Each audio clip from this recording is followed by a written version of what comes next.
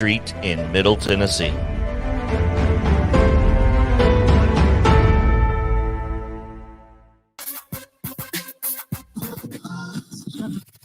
From preps to pros and everything in between, it's Southern Middle Tennessee Sports Today. Live from the Lee Company studio. With the Hall of Famer Mo Patton, here's Chris Yao. Welcome into Reaction Monday here on Southern Middle Tennessee Sports Today, presented by Mid-Tennessee Bone and Joint. Chris Yao, Mo Patton, JP Plant back in Columbia. Gotta love that. You gotta love it. Being back in Columbia is good. Being back in my bed last night was better. That's what I'm saying. That's why you gotta love it, because we're back home. Yep. I'm not mad about it. No, not at all. Hey, that was fun. It was, in fact. But I'm glad to be back. Yeah. As we get you wrapped up in high school football coverage, we have a fantastic show on tap for you, as we will talk with Joe Williams of the Williamson Herald, or at least one of us will. I may or may not. We'll see. Well, you can talk. He just may not talk to you. Yeah. Oh, man. And we will react to the non-Blue Cross Bowl championships, as if we haven't talked about it enough, guys. Anyone who followed our coverage over the weekend knows that 14 shows later. I didn't count because it's kind of like being a restaurant manager and keeping up with your hours and your own salary. Don't do it. Just don't. Yeah. We had a lot of great content produced over the weekend. If you missed any of it and you want to go back and watch us either correctly, incorrectly predict what's going to happen or react to what did happen, there's some great content out there on SM_TN Sports Twitter. Watch the reactions to what did happen. Don't. Well, there's also pay no mind to the predictions. There's also previews in those too, so it gets rough sometimes. Yeah. It's okay. It's okay. We had a lot of fun and did a lot of great work, I feel like. So glad to have been able to do it. We will wrap up the Blue Cross Bowl reactions here on Reaction Monday. And then, of course, we will get into college football. We missed the Titans this week. It was just so sad because they weren't playing, and we wouldn't have been able to watch them if they were. So it worked out really well for us, actually. You know, the good thing, though, is they weren't playing, so they weren't losing. There's that. And that means we will wait to talk to Teresa Walker a little bit later this week to kind of preview what's coming up, because at least 3 pretty big names came off the IR this week. So that's super exciting, including Julio Jones. So that's good news. We'll talk to Teresa later this week to talk about that. So we'll get a lot of college football in this particular show. Before we do that, and before we get to our, obviously, the results, or I'm sorry, the top stories of the day, we do need to get to some results from the weekend and today's schedule on the Rundown. This is the Rundown. Let's do it.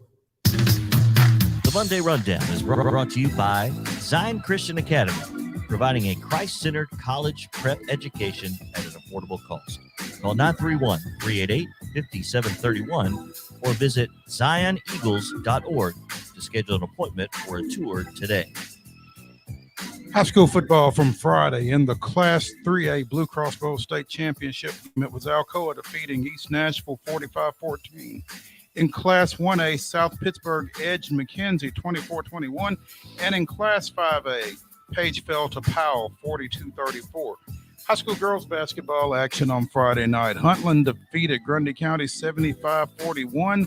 It was Independence falling to Rockvale 49-31. And Lawrence County edging Hardin County 58-55. Also in girls basketball action, Spring Hill down Nolensville 56-42. It was Loretto 69, Collinwood 20.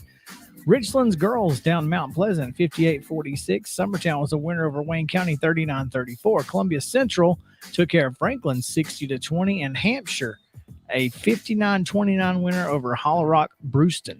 Santa Fe's girls drop a 43-38 decision to Perry County.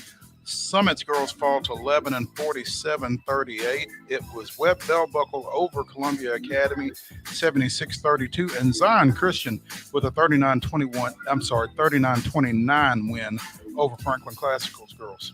In boys action on Friday night, Grundy County 77, Huntland 61, Independence 94, Rockville 41. Lawrence County down Hardin County 77-24. It was Spring Hill falling to Nolensville 54-46. Loretto's boys also put up 69 points. They get a 69-47 winner over Collinwood and Mount Pleasant. A little shocking here, 42-29 over Richland. No shock here. Summertown's boys 79, Wayne County 42. Columbia Central goes to Franklin, gets a 77-58 win over the Admirals. Hampshire edges Hollow Rock Brewston 60-57 of the Santa Fe 77. Perry County 57. Lebanon with the 71-48 win over Summit. Columbia Academy downs Webb Bell Buckle 78-68, and Zion Christian with the 1-point win over Franklin Classical 45-44. On Saturday in high school football action, it was double overtime. Tullahoma 21, Elizabethton 14. In Class 2A, Westview 55, Hampton 14, and in Class 6A, Summit falls to Oakland 43-26. In girls basketball action, Franklin County a 44-38 winner over Lincoln County. It was Summertown 67, Hickman County 33, and Columbia Central a 59-57 winner over Riverdale. In boys action on Saturday night, it was Franklin County defeating Lincoln County 72-52, Summertown over Hickman County 64-50, and Columbia Central with a 73-63 comeback win over Riverdale. NCAA men's basketball action over the weekend. Alabama knocking off third-ranked Gonzaga 92-82. Tennessee with a 69-54 win at Colorado, and Murray State edges Middle Tennessee State 93-87. In women's basketball action on Sunday, Tennessee Downs hosts Virginia Tech 64-58. That ended a pretty long non-conference home winning streak for the Lady Hokies, by the way. Very long. Lady Hokies? I guess. I don't know. Same as Lady Tomcats. Monday's schedule today in high school basketball action. All of these tip at 6 o'clock, starting with girls. Boys to follow. Hampshire is at Eagleville. Culleoka hosts Huntland. Spring Hill is at Creekwood, and Zion Christian is at Franklin Road Christian. In bowling action today, District 14's tournament that includes Columbia Central, Franklin County, Lawrence County, Mount Pleasant, Santa Fe, Spring Hill, and Summit began today at 9 a.m. They are continuing to bowl as we speak. NBA action tonight. The Grizzlies are at the Heat. That's a 6:30 tip. And that's going to do it for your Monday Rundown.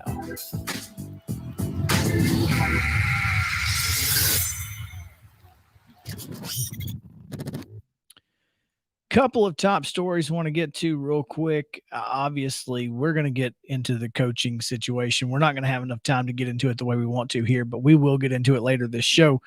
No question. So just FYI.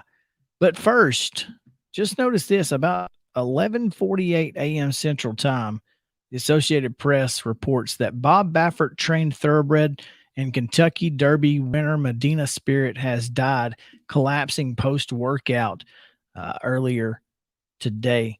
And for those of you who don't know, Medina Spirit was the Kentucky Derby winner, but also tested positive for a substance that is legal except on race day.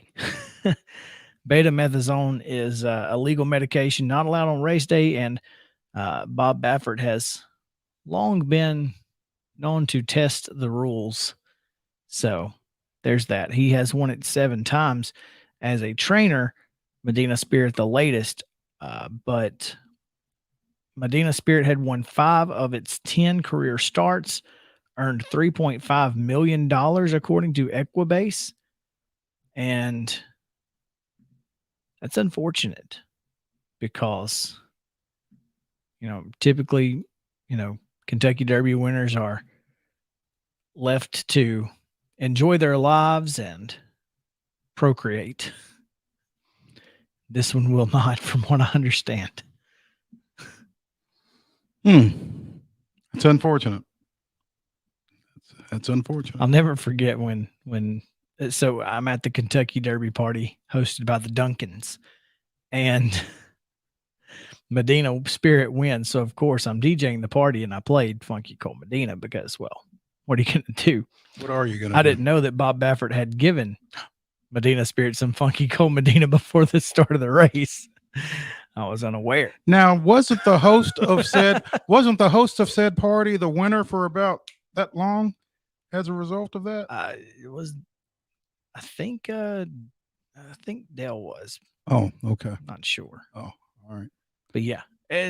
Anyway, we're not big on horse racing here, but I thought that was a pretty big story. I mean, the most recent Kentucky Derby winner died not even a year after winning the Derby. So, speaking of that long-standing home non-conference winning streak that was snapped over the weekend, Lady Vols moving into the top 10.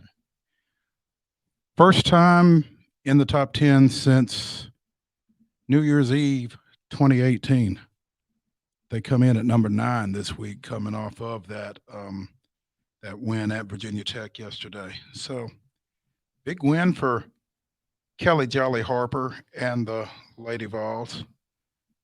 And in this AP story on the top 10, Tennessee's long run in the top 10 would go back even further if not for finishing the final pole of the 1997 season at number 11.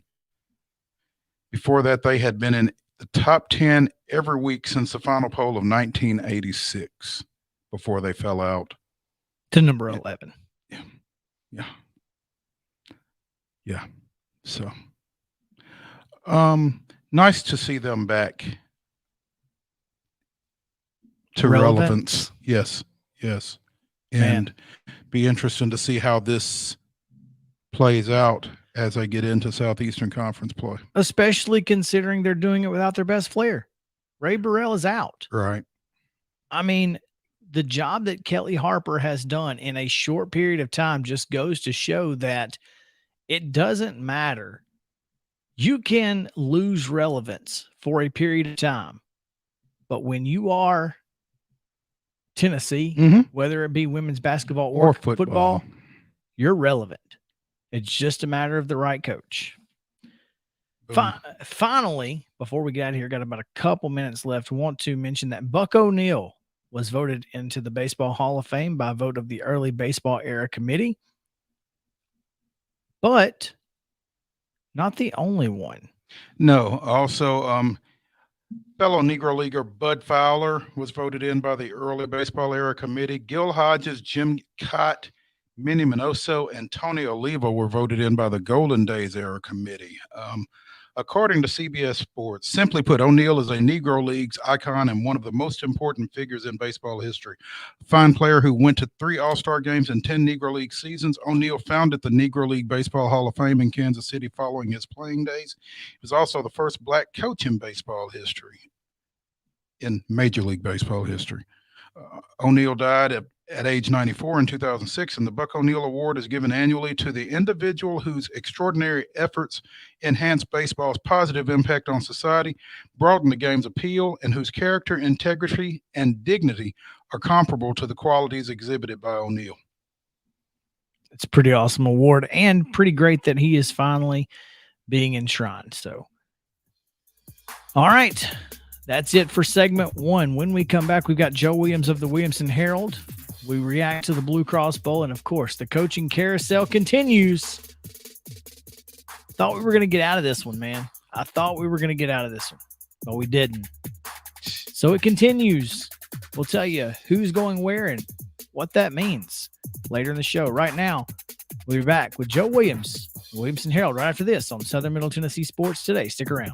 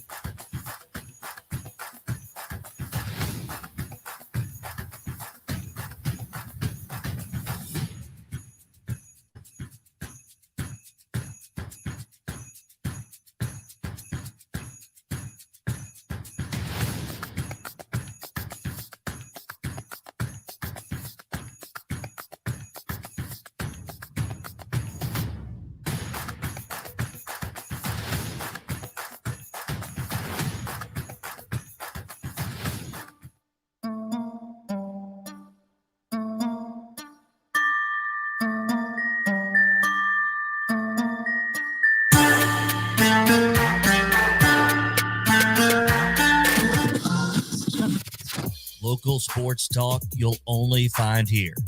It's Southern Middle Tennessee Sports Today.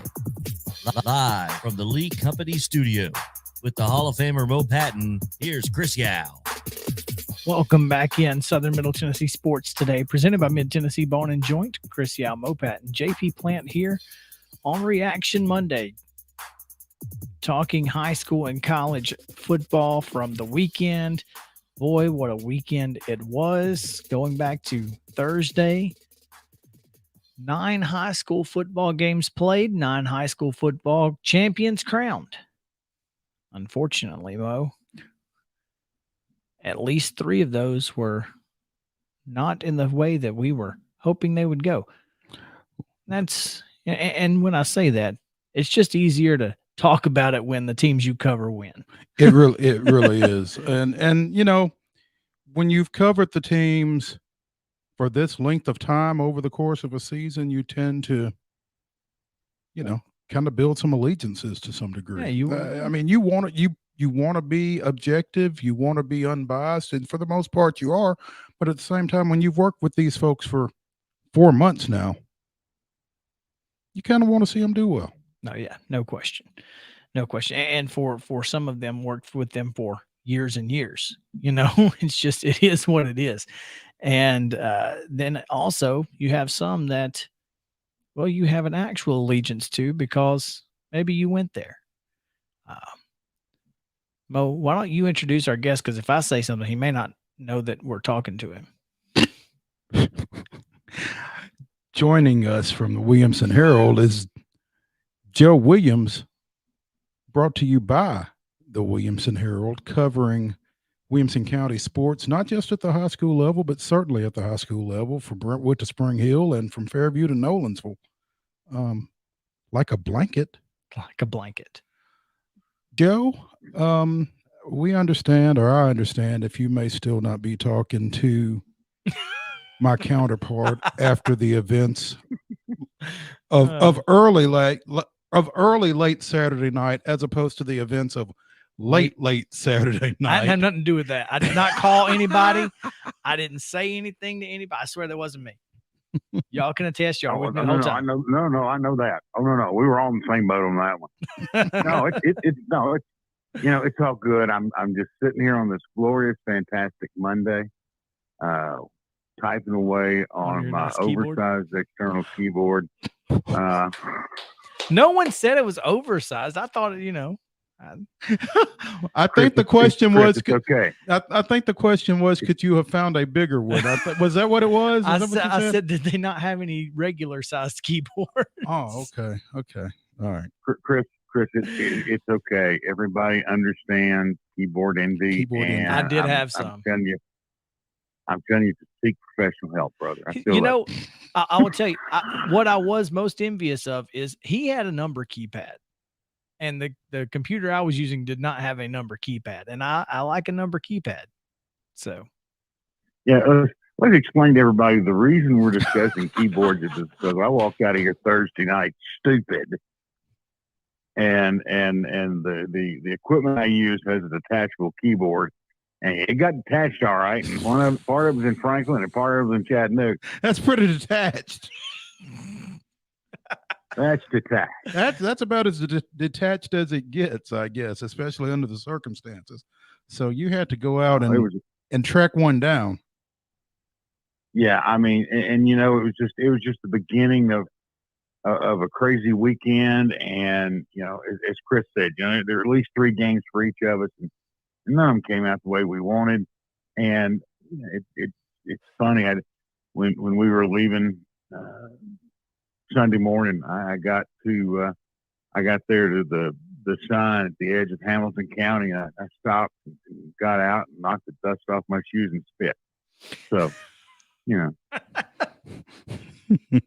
get it all off, huh? Obviously, the game that was most disappointing to Mr. Williams was the first game of the day on Friday. Also to UTC. Oh, it's another story. As Alcoa defeated Joe's alma mater, East Nashville, 40-5-14. And I think score isn't quite as disappointing as just the fact that no one will know when they hear that score how much of a fight East Nashville put up in that ball game. No, you're exactly right. I mean, it's one of these deals where if it could go wrong, it did go wrong, especially in the kicking game. Guys, when you punt, the first half, you punt 3 times for -8 yards. And we're driving to score on the open after forcing Alcoa to punt, driving to score, and then a bad snap ends the drive, and Alcoa gets the football at midfield rather than East Nashville going to score in the first quarter. That was really just what it made you go, well, they needed to play perfect, and that's not a good start. Well, and it's the first time they've been there. Sure. And that's okay. I think they learned a lot. I mean, let's face it, of all the opponents you could come up with for your first trip to the state, Alcoa is probably not it, not the one you want to choose. Number one, they operate under a totally different set of rules than everybody else, and everybody knows that. And that hadn't have anything to do with the ball game. Don't misunderstand me. But secondly, they had Gary Rankin, and all he is Coach just Rankin could. All he is just the all-time winningest coach in Tennessee high school football history. Yeah. Wherever he goes, I mean, it doesn't matter. It doesn't matter what you're doing. I mean, there are those who will tell you it's nearly impossible to beat a Gary Rankin. And I believe that. I've covered him for too long. So, it was I was proud of the kids. I was proud of the way Alcoa played and the way that the sportsmanship manner in which they played and the way they acted afterwards. Which is not necessarily can be said for everybody over the weekend, but that's neither here nor there. I was going to say, when you win a state championship, the last thing in the world you should do is go across the field and give the opposing teams student section the old single finger salute. There you go. Say that 3 times fast. You can say it once. Exactly. I mean, come on, Mo. But there's a reason they kicked me out of radio. And then, of course, the Page matchup on Friday night. Powell probably had 5 or 6 personal fouls and unsportsmanlike conducts during the game. So, a lot of folks, obviously the excitement's getting to you. So there's some things that, and your high school kids, I get that. I'm not excusing certain behaviors, but I am saying that it's understandable to be hyped up and get excited in a playoff atmosphere in a state championship game. But yeah, Powell and Page played one of the most exciting endings. It just as exciting as the game that followed them that Saturday morning. I mean, Page had a chance to win at the buzzer, or had a chance to tie at the buzzer. All right. Yeah, and that's one of those you kept expecting Page to score that last second touchdown, tie it, and push it. Just the way those cardiac kids have been all year long, and especially in the playoffs last couple. But that was a pretty good ball game, and I thought I will say this: I thought the officials in the 5A game were the best of the weekend. Of all the games that I saw, I thought they were the best of the bunch. They were good. I thought the 4A crew was a good crew as well. 4A and 4A was probably I think 4A was the best that I saw, but I mean, there were some really good ones and there was one really bad one. And the one really bad one just happened to be on the game that probably meant the most to Joe. That's true. Yep. But let me tell you this. They did not that game. Oh, no. The winner was the right winner. Mm-hmm. The officials did not have an effect on the game per se. Now, the difference, I mean, I thought it was a 17-14, 24-14 game. But God, they were bad. They were bad both ways. Well, they were bad. Just in general of rules knowledge and just understanding what was going on. And demeanor. Yeah, absolutely. Demeanor, yeah. So, You know, and part of that, guys, is we are spoiled because the associations here in Middle Tennessee are so good. That's true. We are a little spoiled. you never miss what you got till it's gone, huh? Yeah.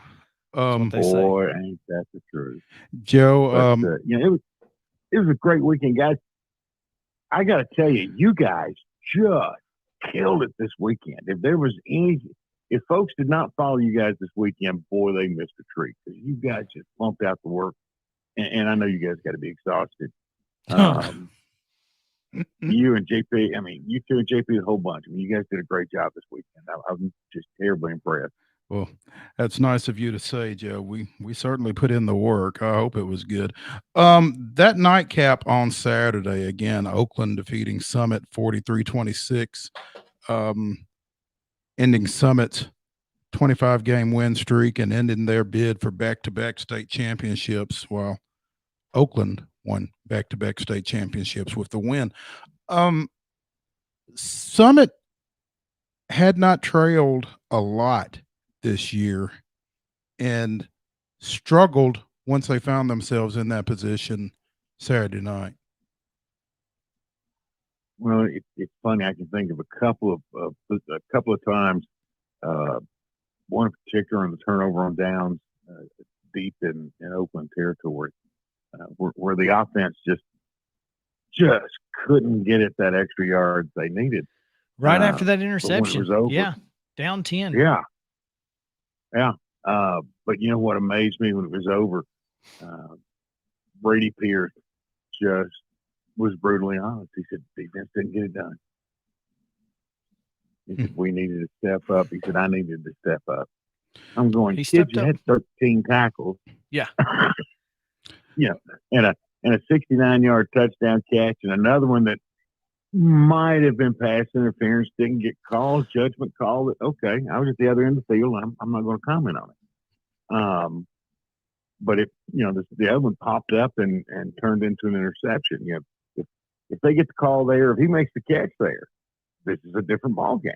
Man, that was and what was so crazy about that.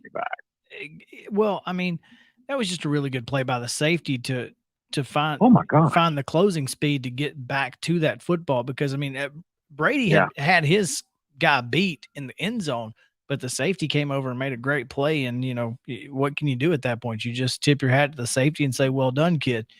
I mean, yeah, exactly. And that's that's what Summit has to do in general, is just say, look, it's not like we got beat by some scrubs. It's the number 10 team in the nation. Yeah. I really believe those teams played 5 times. Summit could win 2 of them. I don't know if they win 3 out of 5, but I know they win 2 out of 5. I believe that. I think it's very possible. I mean, they're too many great athletes on both sides of the sideline for that not to be the case. I mean, I feel like Keaton Wade's knee was a problem, especially on offense. I don't think they used him as much as they would have liked to have, because of what looked to be some kind of knee injury where he was being wrapped on the sideline, which your wife pointed out. Cut. Yeah, it was a cut, laceration of some kind. Apparently had stitches in it. Gotcha. Well, that's when I found out afterwards. I mean, that's why we're running back so quick. So sure, they didn't want him running the ball too much, getting hit in the knees. Mm-hmm. So, and he didn't touch it very much after that first touchdown of the game. It's unfortunate, man. No, and I think maybe they were trying to move the ball around and let him be the decoy. Mm-hmm. But boys, what a game we saw with all 3 Tennessee Titans, Mr. Football finalists in it. And, you know, Jordan James is the real deal. He's going to be fun to watch at Georgia in a couple of years. Unless you're not a Georgia fan. So, but yeah. Well, those two will be going right up against each other over the next 4 or 5 years. They're all in the SEC East. Yeah, oh, yeah. So that should be fun. Oh, yeah. Yeah. Joe Williamson. Go ahead. If there's a positive, I get to eat him again. Yeah. There's that. I got 4 more years to take out my frustration.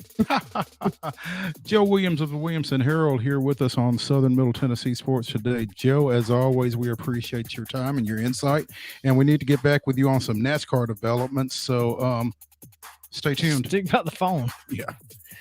We'll be back with more Blue Cross Bowl right after this. Stick around. Southern Middle Tennessee Sports Day returns after this.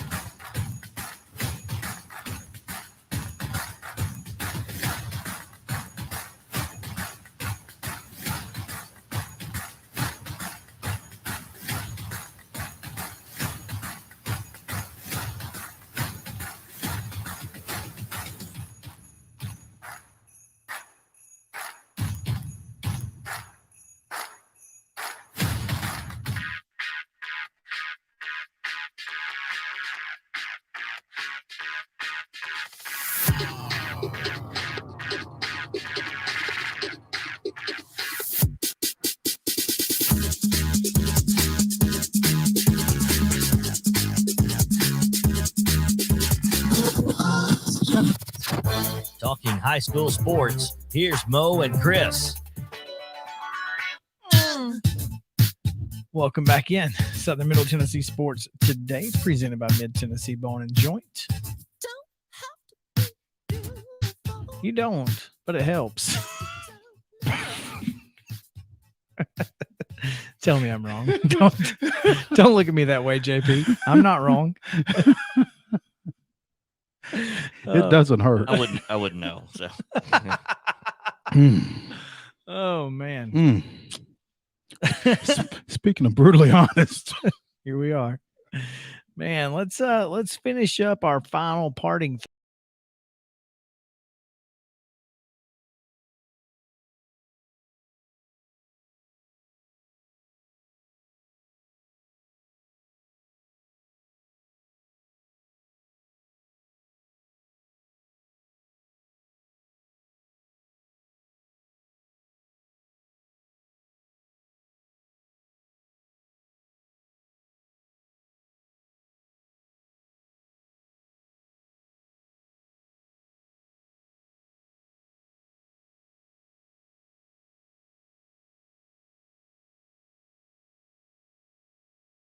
2:00 on Thursday. Don't sit with your back to the window with the sun beating through it.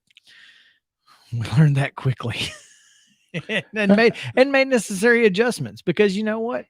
If you don't make adjustments, You get beat. you're the problem. Yep. Yep.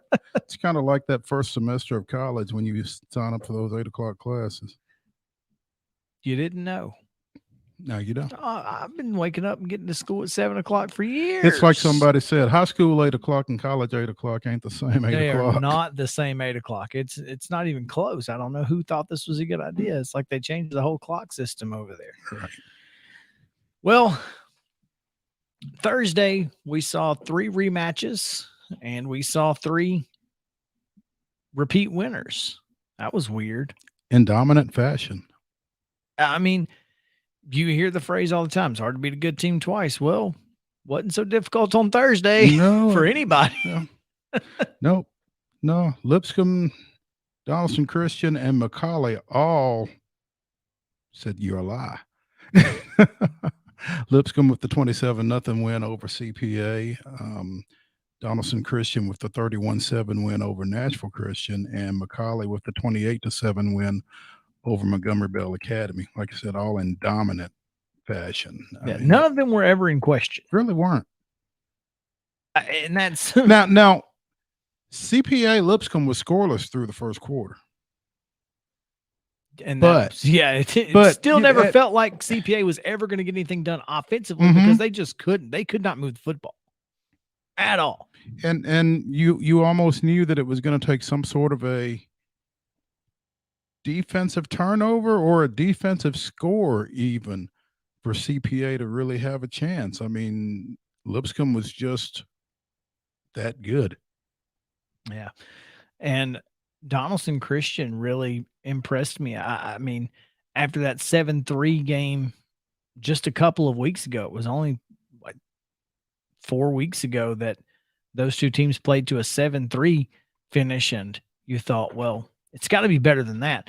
Well, the good thing was the weather was perfect all weekend for every game. I mean, when you talk about perfect weather, you couldn't have asked for anything better. No cold, no precip. I mean, so nobody's offenses were adversely affected by anything. I mean, it wasn't windy. Everybody was able to do everything offensively that they've done all year this year. Yep. And Donaldson Christian took every advantage of that because they scored 31 points in a romp of Nashville Christian a lot of people, including us, thought Nashville Christian would win that rematch. And the turning point, if there is a turning point in a 31-7 ball game, is, DCA went up 24-0 in the third quarter, I think, early in the third quarter. Let me get this right. Nashville Christian scored. Yep. Got it to 24-7. Yep. And then kicked off.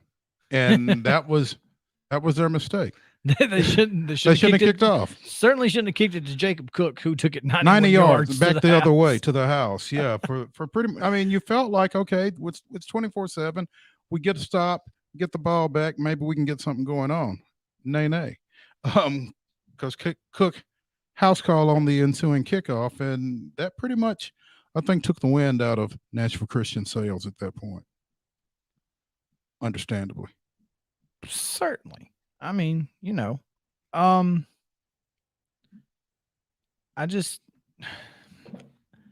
thought it was a really good job by Donaldson Christian to do what they did.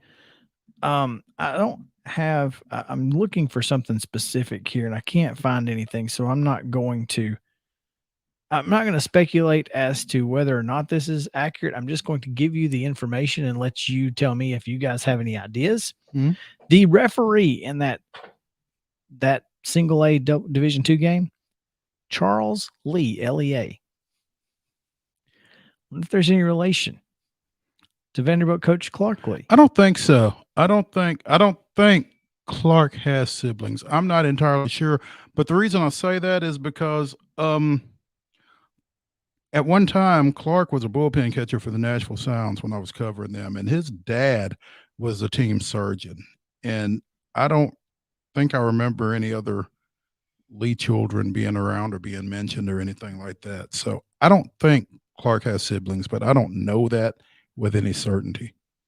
Yeah, So just yeah, throwing I it mean out it's a fair question. Yeah, I don't know what it would mean either way. Nothing. I just thought that yeah. was interesting. Yeah. Just a unique little Mhm. tidbit there. Tidbit.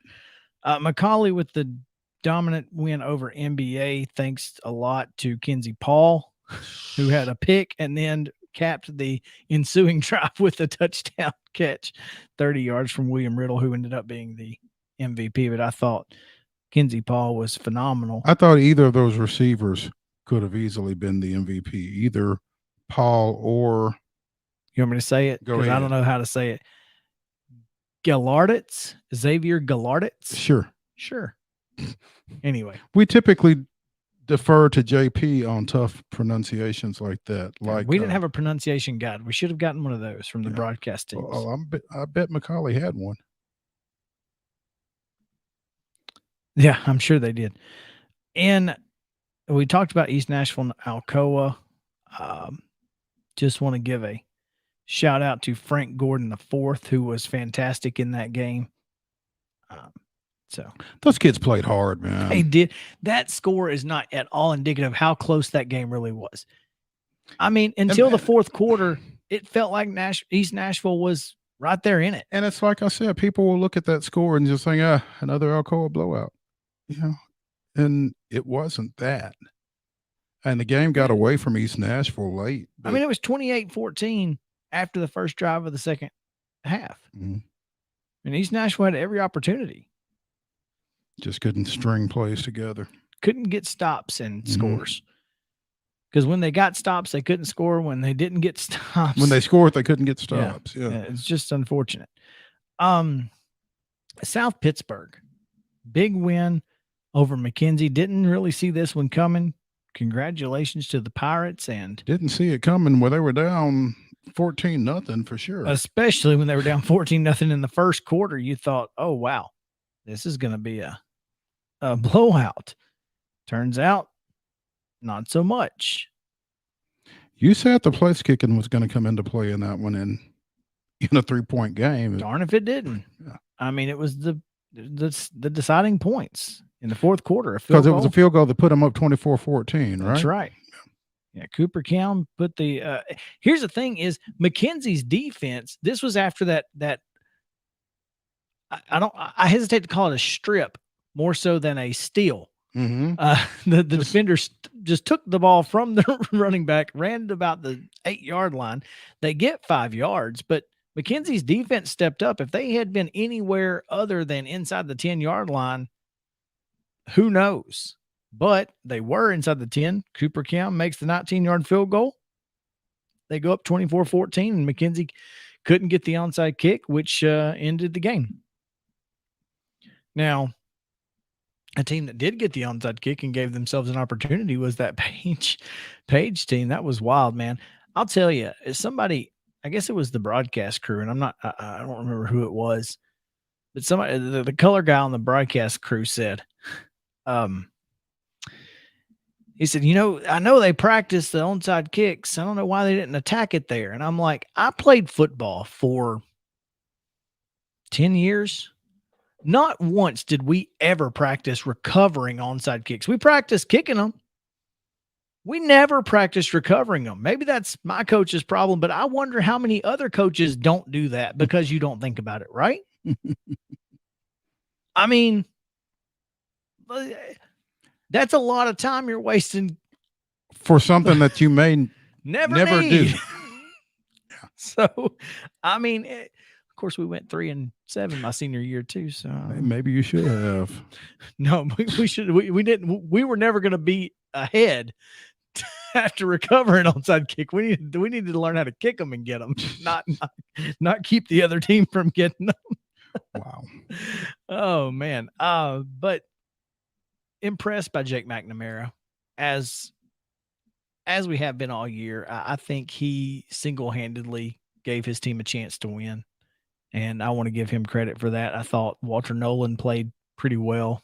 And he was in the backfield a lot, making Jake scramble, but Jake was able to scramble a lot too. Well, he was chasing Jake a lot. Too. So much so that it wore him out to the point of literal exhaustion, where he called some dinosaurs a couple times. He lost his lunch At least twice. I bet he's never lost his lunch money though. Who's going to take it? Who's going to take that? Nobody. Yeah.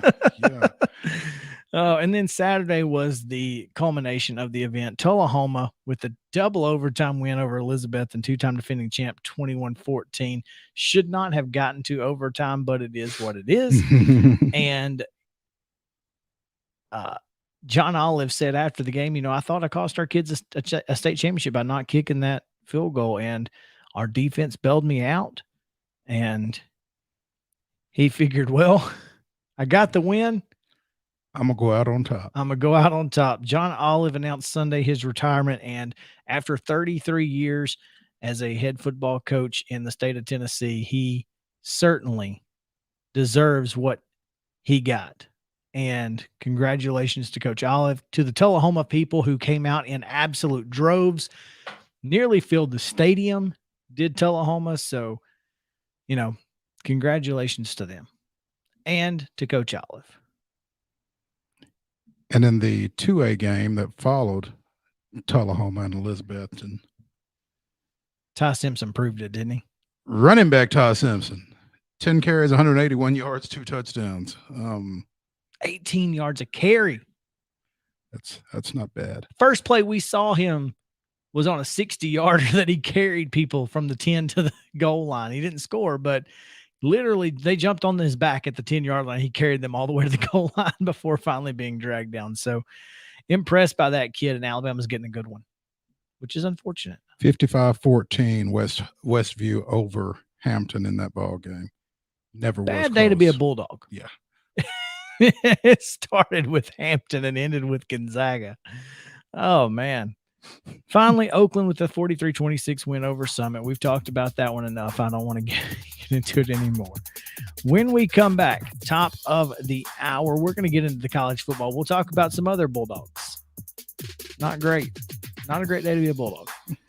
So stick around with us on Southern Middle Tennessee Sports Today. We'll be right back after this.